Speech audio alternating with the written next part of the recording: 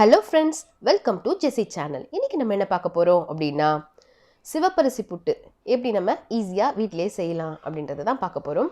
Already வந்து நான் இன்ஸ்டன்ட்டா எப்படி கடையில வாங்குவோல அந்த மாவை வச்சு எப்படி நம்ம ரொம்ப இன்ஸ்டன்ட்டா ஈஸியா செய்யலாம் அப்படின்றத ஆல்ரெடி ஒரு வீடியோ போட்டுருக்கேன்.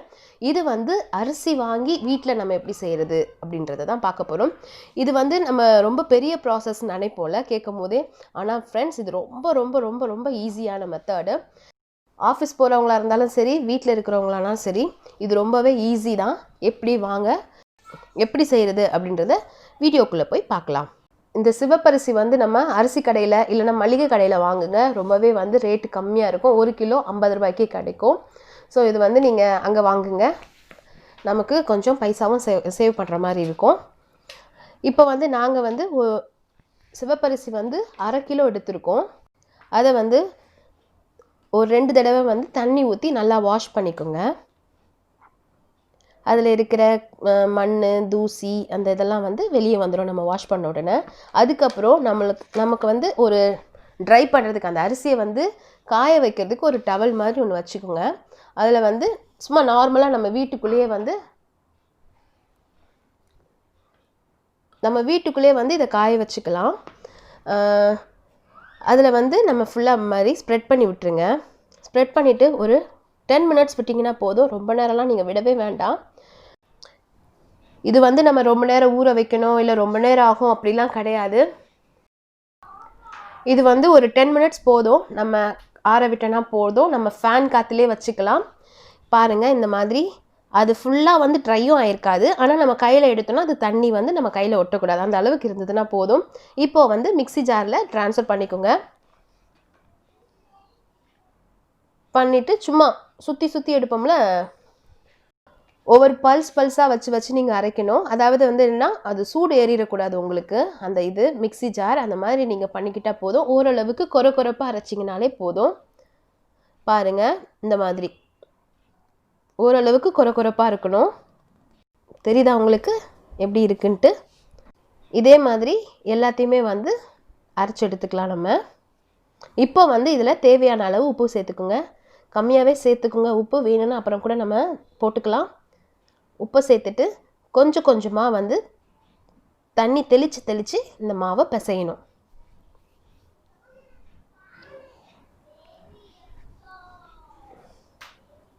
ஃபஸ்ட்டு அந்த உப்பை வந்து நல்லா எல்லா இடமும் ஸ்ப்ரெட் பண்ணிக்கோங்க. சாதா பச்சை தண்ணி தான் நம்ம இதில் சேர்க்குறோம். இந்த மாதிரி தெளித்து அப்படியே மாவை வந்து நம்ம அப்படியே பிசறி விடணும்.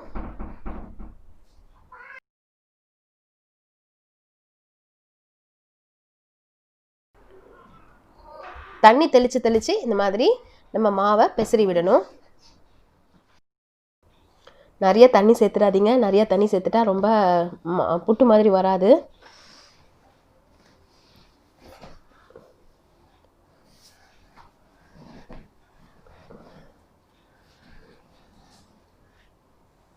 இது ரொம்ப ஈஸி ஃப்ரெண்ட்ஸ். கண்டிப்பாக நீங்கள் ஒரு தடவையாவது வீட்டில் செஞ்சு பாருங்கள்.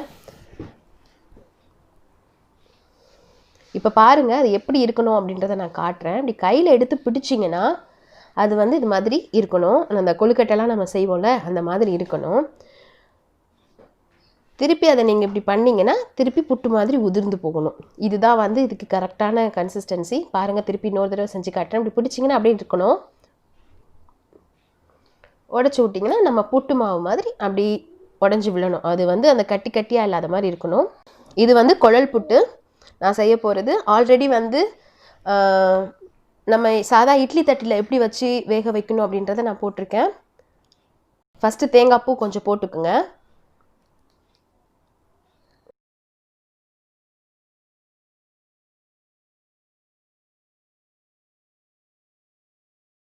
இப்போது மாவு, நம்ம புட்டு மாவை வந்து நம்ம பெசரி வச்சுருக்கோம்ல அந்த புட்டு மாவை கொஞ்சம் சேர்த்துக்கோங்க. அதில் ஒரு 2லேருந்து 2.5 கை போட்டிங்கன்னா கரெக்டாக இருக்கும். அதுக்கப்புறம் திருப்பி அடுத்த லேயருக்கு தேங்காய் பூ, அடுத்த லேயருக்கு அதே மாதிரி தேங்காய் பூ போட்டுக்குங்க. திருப்பி அதே மாதிரி மாவு மேலே புட்டு மாவு பெசரி வச்சுருக்கோம்ல அதை சேர்த்துக்குங்க மேலே திருப்பி. இது மாதிரி ஒரு 2லேருந்து 3 லேயர் வரைக்கும் வரும். இதில் இந்த மாதிரி நம்ம பண்ணும்போது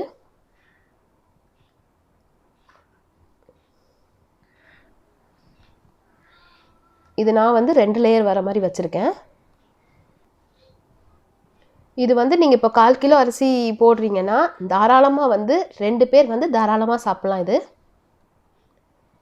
இப்போ திருப்பி கடைசியில் மேலே தேங்காய் பூ போட்டுக்கணும். இது லைட்டாக அமுக்கி விடணும், ரொம்பவும் அமுக்கக்கூடாது. எல்லாம் பார்ப்பீங்க, இது என்ன இவ்வளோ பழசாக இருக்குன்னு பார்ப்பீங்க. ஃப்ரெண்ட்ஸ், இது எங்கள் அம்மாவுடையது. எங்கள் அம்மாவுடைய ஞாபகமாக நான் வச்சுருக்கேன் இதை. இப்போது நம்ம இதில் வந்து நார்மலாக எப்படி நம்ம இட்லிக்கெலாம் வந்து பண்ணுவோம்ல, அதே மாதிரி தண்ணி ஊற்றி கீழே அந்த பாத்திரத்தில் தண்ணி ஊற்றி இது மேலே வச்சிடணும். இந்த ஹோல்ஸில் எல்லாத்துலேயுமே வந்து மேலே புகை வரும். அதுதான் வந்து ஓகே நம்ம புட்டு வெந்துருச்சு அப்படின்னு அர்த்தம்.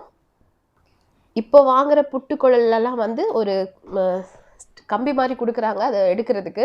அது எங்கள் வீட்டில் தொலைஞ்சிருச்சு. அதனால் ஏதாவது ஒரு கம்பி இல்லை ஏதாவது ஒரு கரண்டி இது பின்னாடி வச்சு நம்ம இதை செய்யலாம். இது ரொம்ப ஈஸியாக இருக்கும் ஃப்ரெண்ட்ஸ், நல்லா டேஸ்ட்டாகவும் இருக்கும். இப்போ ஒருவேளை நீங்கள் ஆஃபீஸ் போகிறீங்க, இந்த மாதிரி காலையில் என்னால் இதெல்லாம் செய்ய முடியாது அப்படின்னு நினச்சிங்கன்னா நீங்கள் என்ன பண்ணலான்னா நைட்டே இதை மாதிரி ஊற வச்சு இந்த மாவு வரைக்கும் நீங்கள் அரைச்சி வச்சிடலாம். மாவு அரைச்சி நீங்கள் அதே மாதிரி நார்மலாக வந்து ஒரு பேனில் வந்து ஒரே ஒரு நிமிஷம் ஒரு லைட்டாக ஒரு சிம்மில் வச்சு ஒரு வறுத்துருங்க. வறுத்துட்டு நீங்கள் அதிலே வச்சு மூடி வச்சுக்கலாம். ஸோ இது காலையில் எடுத்து நீங்கள் இதே மாதிரி ஈஸியாக செஞ்சு முடிச்சிடலாம். அப்படியும் செய்யலாம். இல்லை அன்றைக்கி காலையிலே எங்களால் செய்ய முடியும் அப்படின்னு நினச்சிங்கன்னா இது ஒரு 1/2 அன் ஹவர் கூட ஆகாது வேலை, ரொம்ப ஈஸியாக முடிஞ்சிடும். கண்டிப்பாக இதை நீங்கள் செய்யுங்க, பாருங்கள் எவ்வளோ அழகாக வந்திருக்கு. இந்த அரிசி வந்து நமக்கு கண்டிப்பாக வந்து உடம்புக்கு நல்ல ஸ்ட்ரென்த்தும் கூட. வீக்லி ஒன்ஸ் முடியலனாலும் மந்த்லி ட்வைஸ் வந்து நீங்கள் இதை கண்டிப்பாக செஞ்சு பாருங்கள். இது வந்து நம்ம எப்படி வேணால் சர்வ் பண்ணலாம். நாட்டு சக்கரை வச்சும் சாப்பிடலாம், சாதா சர்க்கரையை வச்சு சாப்பிடலாம், செம்ம டேஸ்ட்டாக இருக்கும். பக்கத்தில் ஒரு வாழைப்பழம் வச்சுக்கோங்க. வாழைப்பழம் வச்சு சாப்பிட்டிங்கன்னா அதுக்கு இந்த டேஸ்ட்டுக்கு வந்து வேறு எதுவுமே வந்து ஈடே கொடுக்க முடியாது, அந்த அளவுக்கு செம்மையாக இருக்கும். ப்ளஸ் இது வந்து நீங்கள் சாப்பிட்டிங்கன்னா நல்லா வயிறு வந்து ஃபுல்லாகவும் இருக்கும் நமக்கு. இப்போ நீங்கள் டயட்லாம் இருக்கிறீங்க அப்படின்னா கண்டிப்பாக இதை நீங்கள் ட்ரை பண்ணி பார்க்கலாம். இது வந்து நமக்கு நல்லா ஸ்ட்ரென்த்து தான், ப்ளஸ் நமக்கு நல்லா வந்து ஒரு எனர்ஜி கொடுக்கும். இது கண்டிப்பாக இது சாப்பிட்டீங்கன்னா நீங்கள் இப்போ காலையில் சாப்பிட்றீங்கன்னா மதியம் சாப்பிட்ற வரைக்கும் கண்டிப்பாக உங்களுக்கு வேறு எதுவுமே சாப்பிடணும்னு தோணாது, அந்த அளவுக்கு வயிறு ஃபுல்லாக இருக்கும் நமக்கு. கண்டிப்பாக ஃப்ரெண்ட்ஸ் இதை நீங்கள் ட்ரை பண்ணி பார்த்துட்டு எப்படி வந்தது அப்படின்றத எங்களுக்கு வந்து நீங்கள் கமெண்ட் பண்ணுங்கள். உங்களுக்கு இந்த வீடியோ பிடிச்சிருந்தது அப்படின்னா லைக் பண்ணுங்கள், ஷேர் பண்ணுங்கள். இன்னும் சப்ஸ்கிரைப் பண்ணாமல் இருந்தீங்கன்னா சப்ஸ்கிரைப் பண்ணுங்கள். கூடவே இருக்கிற பெல் பட்டனையும் ப்ரெஸ் பண்ணிக்கோங்க. அப்போ தான் நான் போடுற ஒவ்வொரு வீடியோஸும் நீங்கள் மிஸ் பண்ணாமல் பார்க்கலாம். Thank you friends.